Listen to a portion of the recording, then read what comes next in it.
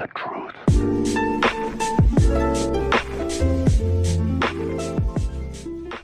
Umberto Eco was an Italian novelist, critic, and social commentator. One of his most famous works is Fascism, also known as Eco's 14 Points of Fascism. Using this essay, I want to help you identify a fascist so we can better argue against them. Let's start with a diagram. Imagine 4 groups. Groups 1 has the characteristics A, B, E, the second B, E, D, the third C, D, E, and the final group D, E, F.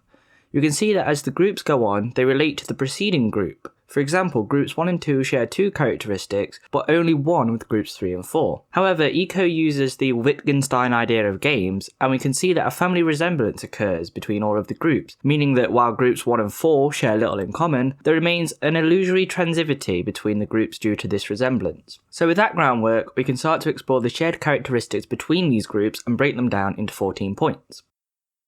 The first feature of fascism is the cult of tradition. Not only is this seen as an appeal to tradition, such as stereotypical gender and societal roles, but this can also be found in the appropriation of hieroglyphics, Celtic and Norse runes, and other ancient languages that are all but dead in the modern world. There is also an element of syncretism, which is the combination of different forms or beliefs. What makes this different from having ideas formed from different narratives and sources is that these practices and beliefs are contradictory, but are used to point to what fascists consider an ultimate truth. This is seen with the appropriation of cultural ideas they believe point to their truth, when in reality it contradicts other beliefs. For example, fascists will cite outdated or poor science when it comes to gender, and then try to back this up by pointing back to older cultures in which these outdated ideas were simply a given, rather than realising that these two ideas are either contradictory or far more nuanced than they believe, because, on the surface, they point them to truth. In other words, a fascist is not interested in learning anything that doesn't already confirm what they believe to be true, and will dismiss anything that contradicts what they already believe. Traditionalism implies the rejection of modernism. Fascists will often reject the ideas of modernism, which we saw emerging with the Enlightenment, labelling it as the start of depravity. This is rather self-explanatory. Modernism is a mode of thinking that encourages humans to improve their lives with the help of scientific knowledge and technology. There is more to modernism than this, but for the purpose of this point, fascists will often reject modernism as it tries to make society more progressive. However, this is often disguised by a rejection of capitalism, as fascists will often claim that technology and the free market are making society worse when, in reality, they reject the idea of progressivism in any sense. Irrationalism, or fascism, also depends on the cult of action for action's sake. This cult prioritizes action over thought, as thought is an emasculating force on the human psyche. As a result, fascists will often praise those that act over those that try to de-escalate a situation. They're more likely to praise a police officer for shooting a mentally ill person who is acting dangerously over a social worker trying to help that mentally ill person by talking to them, as the police officer acted rather than thought, regardless of what the consequences of the action may be. This also manifests in anti-intellectual rhetoric aimed at education, such as calling universities a nest of reds. Fascist intellectuals are praised, however, as rather than progress society, they attack it for rejecting traditionalism. At this point, I would like to use an example from a video game. As you can see, I've been showing footage of me playing Warhammer Dawn of War in the background. I did this for 2 reasons. The first is that I wanted B-roll, but the second is that the Imperium of Man in the Warhammer 40k universe is a critique of fascism. They value war and violence over everything and will often sacrifice themselves for the Emperor, which they view as a god in human form. They are extremely xenophobic, which we'll see later is an intrinsic nature of fascism, and will not hesitate to kill any alien life form regardless of any wider context, such as the possibilities of alliances or common goals. As a result, the society of mankind in the 40k universe is engaged in a constant war, leaving the majority of the population to struggle in their daily lives under a tyrannical dictatorship run by the military on behalf of the Emperor, who has no active role in the society. If you want to learn more, I will link some videos going over the history of mankind in the 40k universe below. They are rather long, but they are worth checking out if you want to see how humans evolved in the games. No syncretistic faith can withstand analytical criticism. The critical spirit makes distinctions, and to distinguish is a sign of modernism.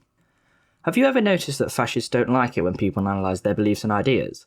This is because they see critique as disloyalty, or as Eco puts it, disagreement is treason.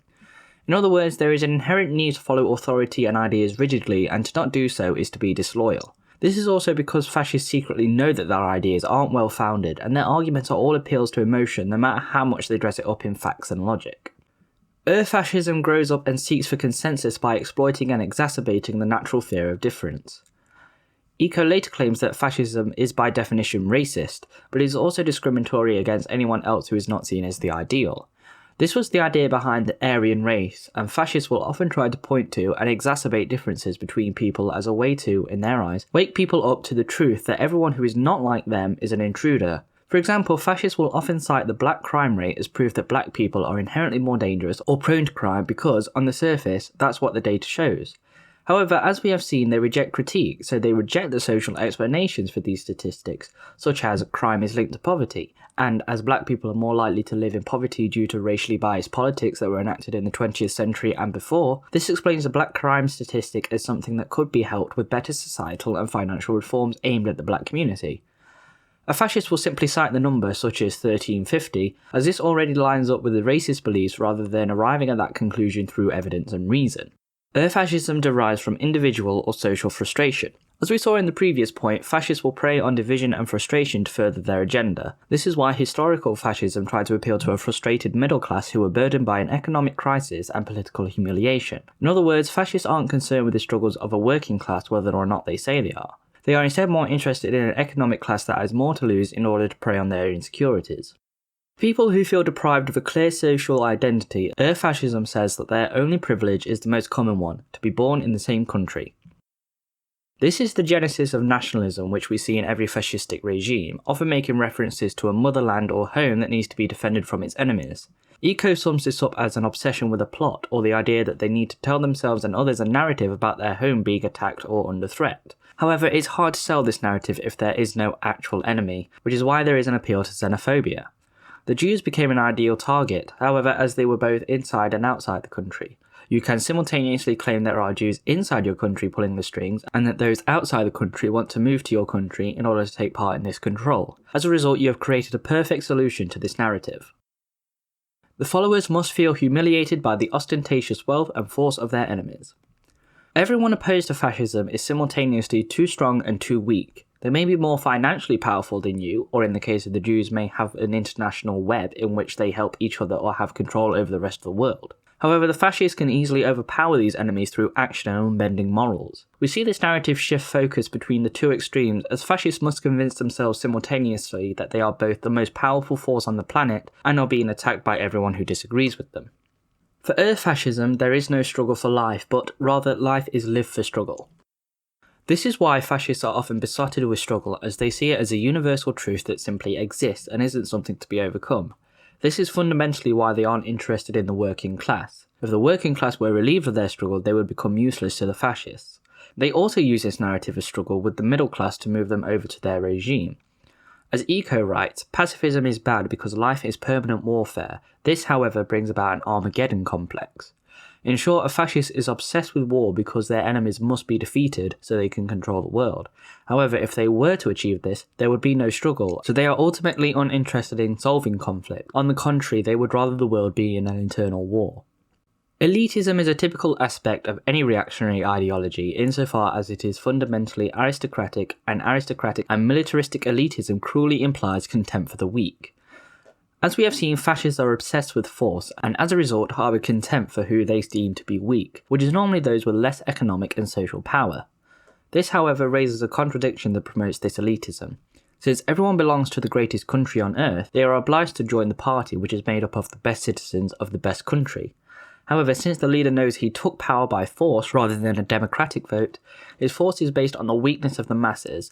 This creates a trickle effect where each member despises their subordinates and wants to seize power from those above. In such a perspective, everybody is educated to become a hero. In every mythology, the hero is an exceptional being, but in fascist ideology, heroism is the norm. Every fascist is obsessed with heroism as they see it as something that everyone should aspire to. In a way, this can be found in German, Soviet, and even some American war propaganda.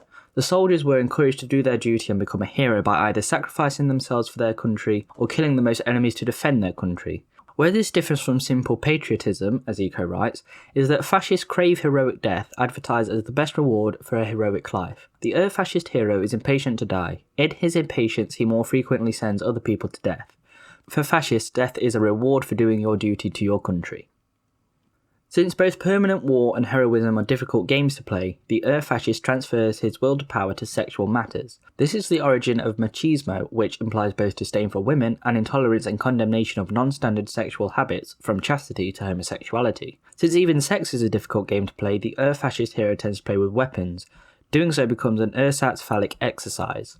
There is an article I used for my university dissertation about fascism in Watchmen, and it talks about the solid body of superheroes and how it relates to fascism. By having a powerful solid body, you are demonstrating not only your masculinity, but your unbending will and physical force, all of which fascists value above everything else.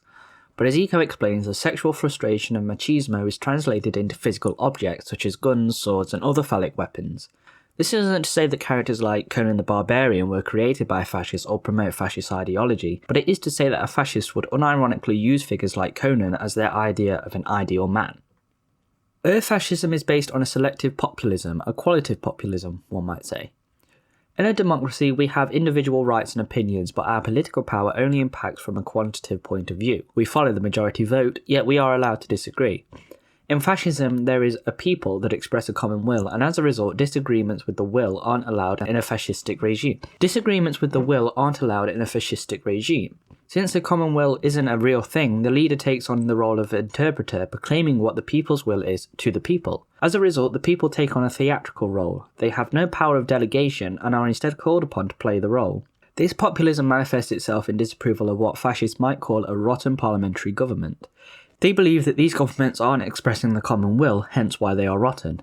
As Eco writes, wherever a politician casts doubt on the legitimacy of a parliament because it no longer represents the voice of the people, we can smell fascism. Fascism speaks newspeak. In other words, fascists need to employ simplistic vocabulary and syntax in order to discourage complex critical thought. Eco writes that newspeak is not only found in Nazi school books, but we must be ready to identify other kinds of newspeak, even if they take the apparently innocent form of a popular talk show. Eco ends his piece by summing up that not all fascism is as blatant as the Nazis. Fascism is still around us, sometimes in plain clothes. It would be so much easier for us if there appeared on the world scene somebody saying, "I want to reopen Auschwitz, I want the black shirts to parade again in Italian squares." Life is not that simple. Fascism can come back under the most innocent of disguises. Our duty is to uncover it and to point our finger at any of its new instances.